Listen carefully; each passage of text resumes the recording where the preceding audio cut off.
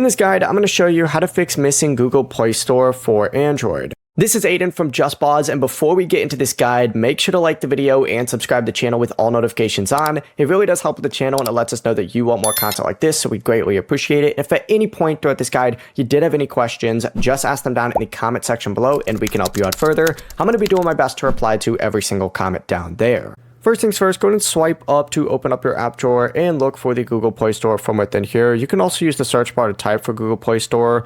If you do find it in this section, go ahead and just press and hold down on it, and you're going to see an add to home screen. You can go ahead and select that, or you can just drag it onto your home screen. If it's still not popping up though, don't worry, you just need to back out of this, right? And now you need to go ahead, open up your settings from here, scroll down on here until you see the app section or the hide app section. Open that up, and then of course go ahead and make sure that the Google Play Store is not listed under hidden apps. If it is, remove it from the hidden app section, and then the Play Store will then appear again on your either app drawer or on your home screen. Before you do leave, make sure to like the video and subscribe to the channel with all notifications on. It really does help with the channel, and it lets us know that you want more content like this. We'd greatly appreciate it. And if at any point throughout this guide you did have any questions, just ask them down in the comment section below, and we can help you out further. I'm going to be doing my best to reply to every single comment down there. Peace.